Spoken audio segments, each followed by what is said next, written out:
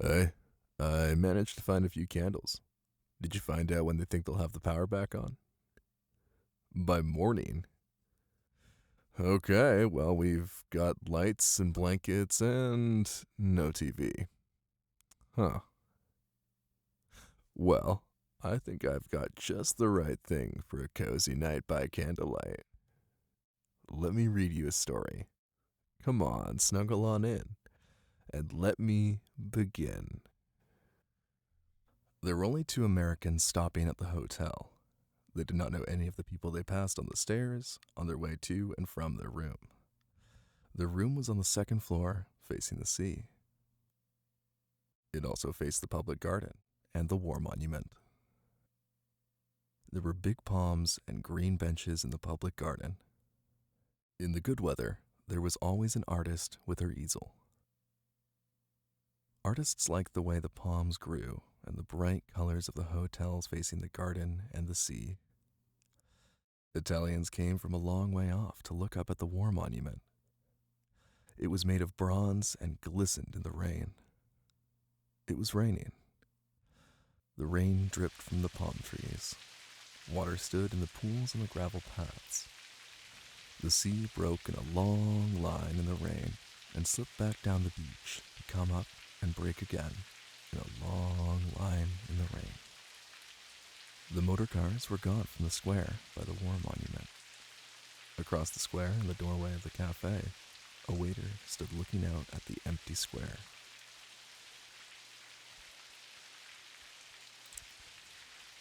The American wife stood at the window looking out. Outside, right under their window, a cat was crouched under one of the dripping green tables. The cat was trying to make herself so compact that she would not be tripped on. I'm going down and get that kitty, The American wife said. I'll do it, her husband offered from the bed. No, I'll get it. Poor kitty out trying to keep dry under a table. The husband went on reading, lying propped up with the two pillows at the foot of the bed. Don't get wet, he said. Yeah. Good call, sweets. That husband doesn't sound like the attentive type. Yeah. This probably isn't gonna end well for that couple. I agree. Ah! What? Oh, I'm sorry. I just repeated back what you said. No. I agree with you. I agree with you. Oh my gosh. Yeah, I'm ticklish. Why would I why would I tell you that?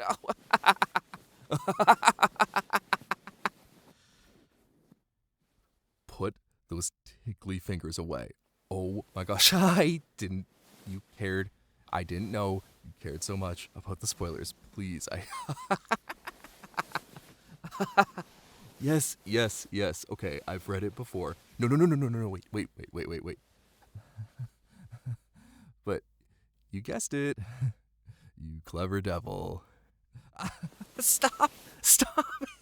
It's not spoilers if you guess it right. It's not spoilers if you guess it right.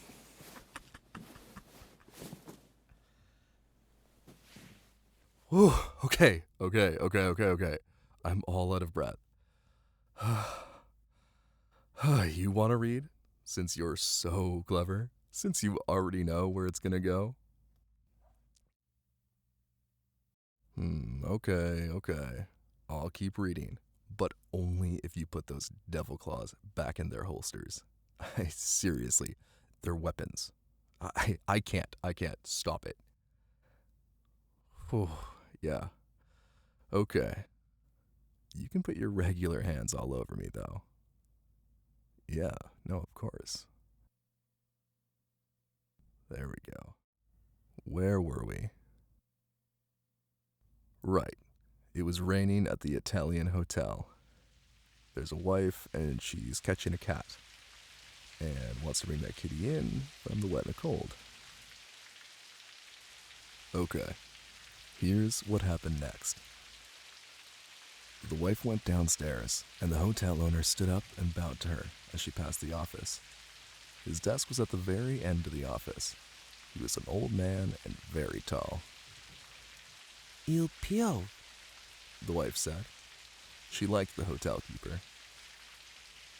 Si, signora. Brutto tempo. It is a very bad weather. Stop laughing. Stop laughing. You know I've never taken Italian. I'm doing my best. He stood behind his desk in the far end of the dim room. The wife liked him. She liked the deadly serious way he received any complaints. She liked the way he wanted to serve her. She liked the way he felt about being a hotel keeper. She liked his old, heavy face and big hands.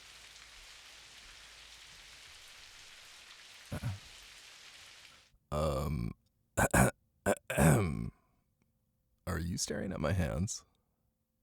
Were you just checking me out just now? Yeah, well, as long as you keep looking and not tickling, then we'll be fine, okay? Hey, do you think she likes as many things about that flubby hubby who stayed upstairs? Huh, yeah, no, he is a pretty boring character. I nearly forgot about him too. Do I like your hands? I do. Yeah. Here, let me hold them. Give me those little claws. I'll hold them, and they can do less damage there. Hey, in honor of the hotel keeper with lots to like, let's play a little game. Swap likes. If you run out, don't worry. I like so many things about you, you might not stand a chance. So what do you think? Alright. I'll start. I like your hands. Wait. No. Oh, gosh, okay. I might have walked into that one. Okay. Your turn. You like how ticklish I am? Yeah, we learn something new about each other every day. Now that's something I like about us.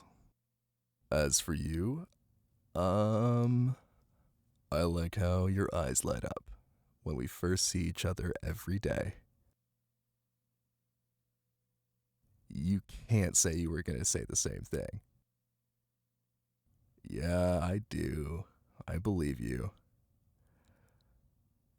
Okay, so that means it's my turn again. I like how engrossed you get. How you get so absorbed into whatever's in front of you. I see this look of beautiful concentration on your face. And I appreciate it. A lot. There's that look in your eyes again. Come here.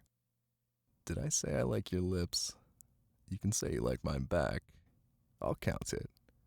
Come here.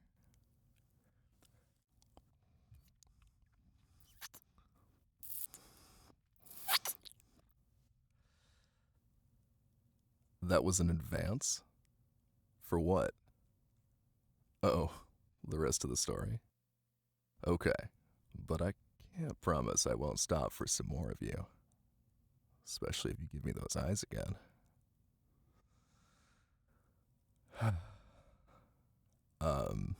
So, she wants the wet cat. She's going to the hotel lobby and she's got the hots for the hotelier. She likes him.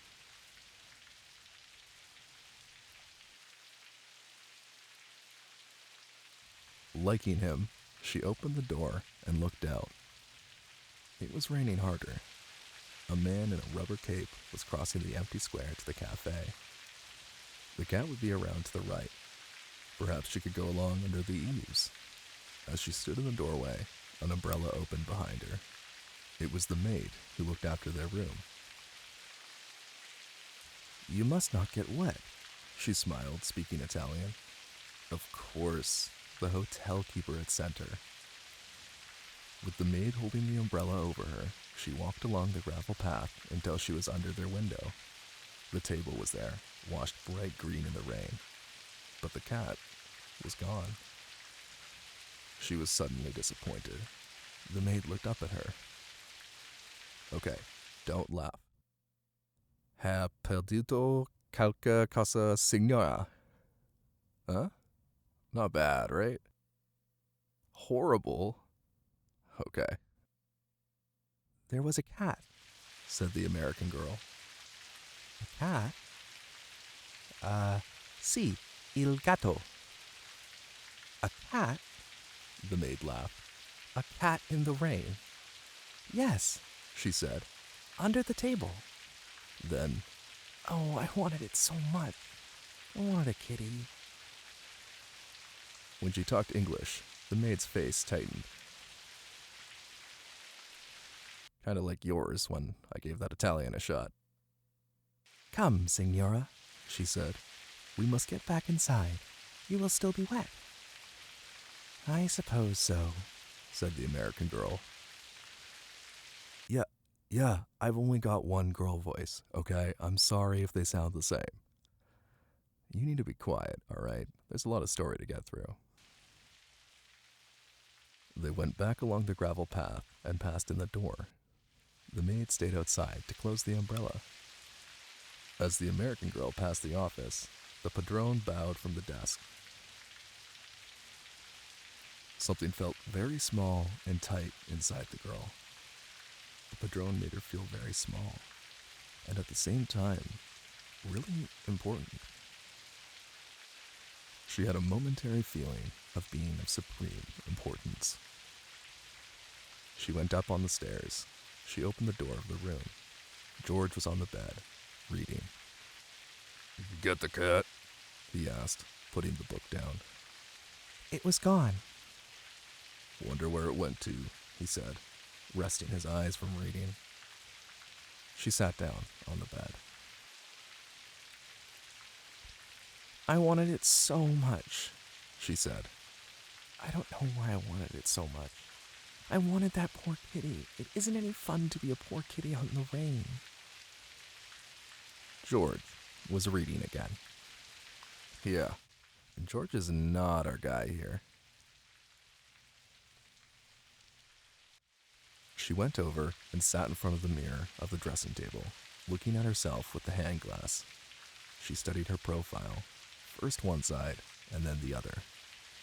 Then she studied the back of her hand and her neck.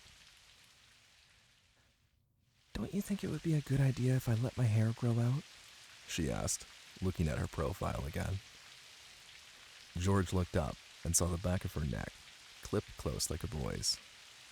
I like it the way it is. I get so tired of it, she said. I get so tired of looking like a boy. George shifted his position in the bed. He hadn't looked away from her since she started to speak. You look pretty darn nice, he said. She laid the mirror down on the dresser and went over to the window and looked out. It was getting dark. I want to pull my hair back tight and smooth and make a big knot at the back that I can feel, she said. I want to have a kitty to sit on my lap and purr when I stroke her. Yeah, George said from the bed. And I want to eat at a table with my own silver, and I want candles. And I want it to be spring, and I want to brush my hair out in front of a new mirror, and I want a kitty, and I want some new clothes. Oh, shut up and get something to read, George said. He was reading again. Ugh, where's the hotelier at? She's got to see if she can trade up. Maybe find a padrone who will read her a bedtime story? Hey, are you checking me out again? God, you're perfect. Even when you're... Yeah, even when you're tickling me. But don't you dare. Here, let's keep going. You sit tight now. No tickling. Okay. Let's go back to the hotel room. It's later on. George is probably still reading. His wife probably thinking about wet cats. His wife was looking out of the window. It was quite dark now and still raining in the palm trees. Anyway, I want a cat. She said. I want a cat, and I want a cat now. If I can't have long hair or any fun, I can have a cat. George was not listening. He was reading his book. His wife looked out of the window where a light had come on in the square. Someone knocked at the door. Avanti, George said. He looked up from his book. In the doorway stood the maid. She held a big tortoise-shell cat, pressed tight against her and swung down against her body. Excuse me, She said. the padrone asked me to bring this for the signora. The end. Hey, by the way, where's our little anchovy? Right, yeah. That little rascal loves his night walks, doesn't he? I wonder if the neighborhood looks different to him, with the power out and all the light off. Must be pretty quiet out there.